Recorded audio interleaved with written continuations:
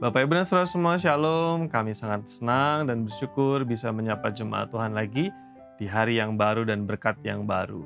Mari kita kembali merenungkan firman Tuhan dengan tema yang masih sama, yaitu kasih yang punya nilai atau mutu yang lebih daripada kasih yang biasa-biasa. Kita kemarin sudah belajar dari satu perumpamaan, yaitu di dalam Lukas pasal 10, perumpamaan tentang orang Samaria yang baik hati. Dan di sana kita belajar kasih yang tidak biasa adalah kasih yang didemonstrasikan bahkan kepada orang yang tidak kita kenal sekalipun. Orang yang punya identitas berbeda dengan kita sekalipun, tapi kita dipanggil untuk menyatakan kasih. Dari kisah yang sama, ada pelajaran kedua yang akan kita renungkan di kesempatan yang diberkati ini.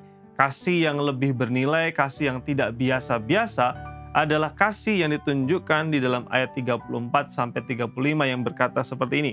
Ia pergi kepadanya lalu membalut luka-lukanya sesudah ia menyiraminya dengan minyak dan anggur. Kemudian ia menaikkan orang itu ke atas keledai tunggangannya sendiri lalu membawanya ke tempat penginapan dan merawatnya. Keesokan harinya ia menyerahkan 2 dinar kepada pemilik penginapan itu, katanya, "Rawatlah dia. Dan jika kau belanjakan lebih dari ini, aku akan menggantinya waktu aku kembali." Kebenaran ini mengajarkan kita bahwa kasih yang bernilai, bermutu, kasih yang diajarkan Tuhan Yesus yang berbeda dengan keyakinan pada waktu itu adalah kasih yang disertai dengan pengorbanan. Yang umum terjadi adalah ketika kita melakukan sesuatu, kita selalu punya motif. Kira-kira kalau saya lakukan ini, nanti saya untung apa? Saya dapat benefit apa? Saya dapat apa dari apa yang saya lakukan? Kalau saya kerjakan ini untuk dia, kira-kira dia bisa memberi manfaat apa untuk saya? Tetapi kita diajarkan bahwa kasih yang unggul adalah kasih yang diwarnai dengan pengorbanan. Kasih itu kadang-kadang menuntut pengorbanan, dibuktikan, didemonstrasikan dengan sebuah pengorbanan.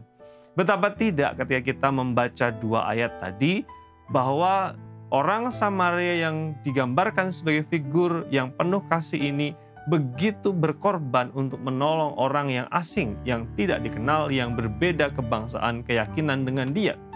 Betapa tidak dia harus meresikokan keselamatannya, karena mungkin bisa jadi kawanan perampok itu masih ada di sana. Kemudian dia meresikokan waktunya. Dia juga secara jelas kita melihat meresikokan kenyamanannya. Dia harus merawat luka, mungkin ada darah, mungkin ada bekas-bekas luka yang tidak nyaman untuk dilihat, tapi dia rela untuk memberikan pertolongan.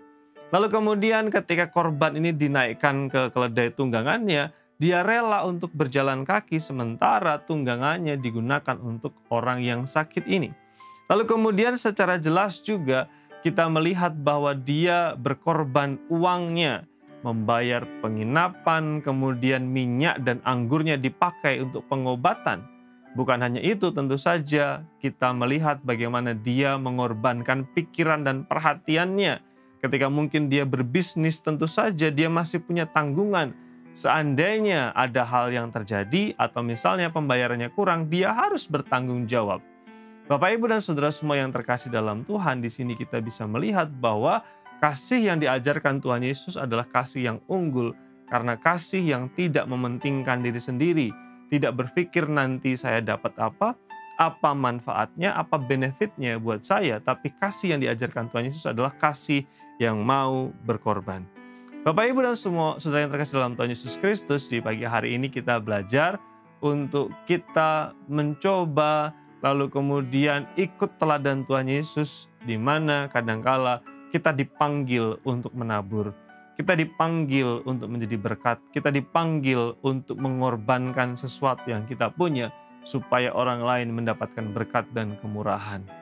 Saya dan saudara adalah anak-anak Tuhan yang dipanggil untuk menyatakan kasih sebagaimana Tuhan sudah mengasihi kita. Mari kita belajar dengan kasih yang diwarnai dengan pengorbanan.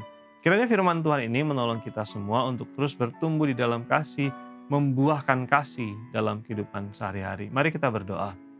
Bapa di surga, terima kasih untuk pelajaran yang maha indah, kasih yang luar biasa, yang Tuhan Yesus ajarkan dan bahkan teladankan dalam kehidupan kami. Tolong kami supaya kami mewarnai kehidupan kami dengan kasih yang disertai dengan pengorbanan yang tulus bagi sesama umat-Mu.